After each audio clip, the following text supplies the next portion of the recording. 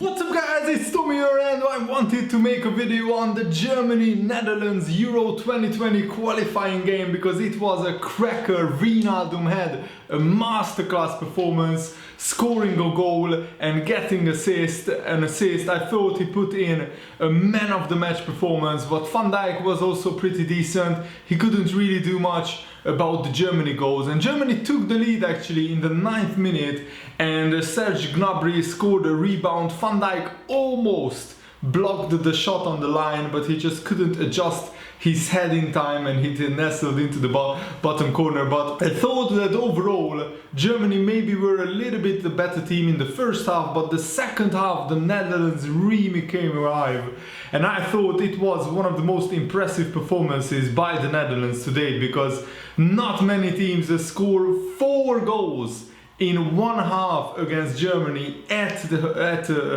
their home ground. So it was very, very impressive. Frankie de Jong also put in a very good performance. He got the touch ahead of Schultz before the first Netherlands goal and scored past Neuer. And even though Netherlands scored 4 goals, Neuer actually made 2 or 3 very, very good saves. I thought that Ryan Babel was also very impressive. He had a very good game. So what did you think of the game, and who will win the Euro 2020 tournament? Because at the moment it's a very open tournament. There are no like very, very clear favorites for the tournament in my opinion, and I'm just really looking forward to the qualifiers. My home nation Hungary is also doing really well. We are leading our group at the moment, and we play Slovakia in a crucial home game on Monday, so I'm really looking forward to watching that game and to see how Hungary does, because I would love to see Hungary again qualify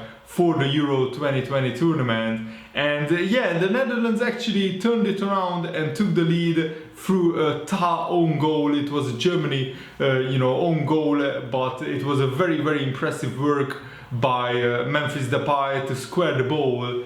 And then the most controversial moment of the game came, where the ball flicked up the air and Matthijs de Ligt didn't have a clue where the ball was, and the ball just falls on his arm and the referee gives a penalty. And I think the rule states that if the defender handles the ball on accident, that's not a penalty, but if an attacker handles the ball on accident, the goal has to be ruled out.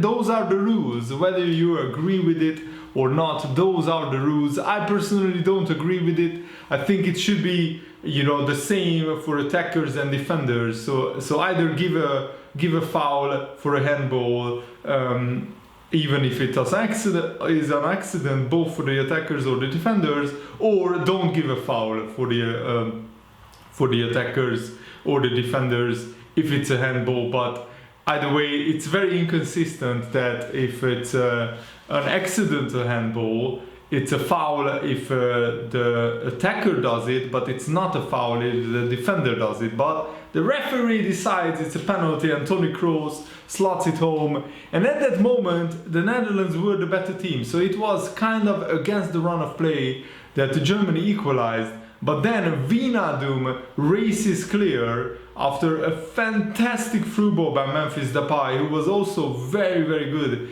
in this game. And Wijnaldum squares it to Malen, the young PSV attacker who used to be at the Arsenal youth teams. And on his Netherlands debut, he scores the winner away at Germany. What a debut for this young kid. Very, very impressive stuff. I mean, congratulations to Malen. He could be one of the big talents of Dutch football for the future, because he's already scoring goals for the PSV team as a youngster. I think he's a teenager or maximum 20 years old.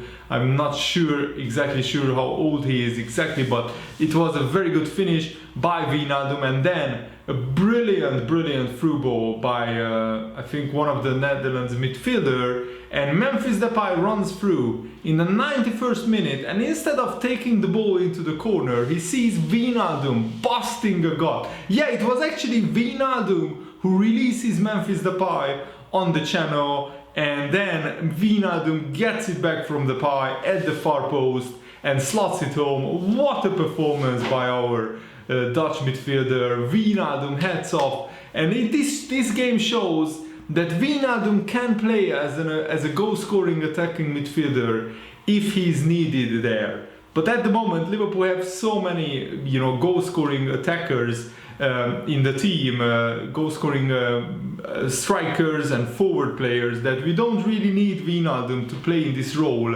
But it just shows that Wijnaldum can play further forward if he wants to, or if Jurgen Klopp wants to, if the tactics require it, because Wijnaldum has been a goal-scoring midfielder for PSV Eindhoven and for the Newcastle team, and before he signed for Liverpool he was scoring quite a lot of goals for both sides, and it showed in this game that if Wijnaldum can do it against Germany, one of the best sides in Europe, then I think he can do it against any team in the Premier League. So I'm very encouraged by this performance, and Ronald Koeman, the Netherlands manager, also applauded this by saying the team has done the most to win, has earned it. The Germans also had a number of good chances, but I found Germany waiting for opportunities. We played to win the game more than they did. We kept our patience, and while Germany had 2 good chances after the break, they maybe grew a little tired of closing all the gaps. In the second half they could no longer walk.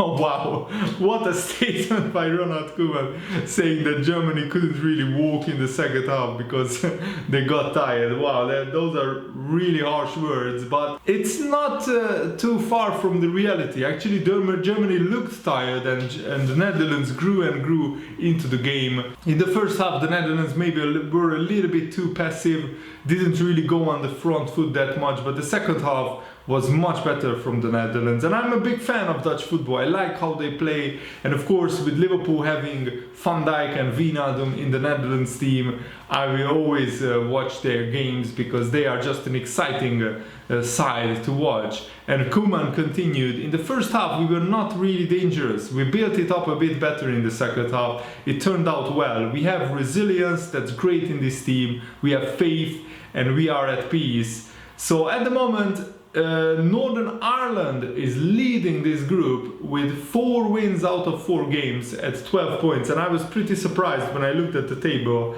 but then I saw that Northern Ireland only played the bottom 2 teams home and away in the group. So Northern Ireland are leading the group with a 100% record, but they haven't played Germany or the Netherlands home and away. So they have 4 brutally difficult games out of the next 6 games, so that is going to be very, very interesting how they will do. And now after the Netherlands lost to Germany at home, they got revenge and won in Germany, so that cancels it out. I think both teams getting 3 points is not good, of course, for Northern Ireland, for example, because it looks like Germany and the Netherlands will be just too strong in this group. But Northern Ireland can certainly spring a surprise. They are a really, really resilient team, so this will be a very interesting group. But Netherlands and Germany really should make it through to Euro 2020. If they don't, if either team misses out, it will be one of the biggest shocks of the Euro 2020 qualifying. And now let's hear what Joachim Löw, the Germany national coach, said about this defeat. I'm disappointed. We played under our technical ability. He means that they played under their usual level. They didn't perform up to their usual standards, which I fully agree with. Germany certainly can very much better than they did in the second half.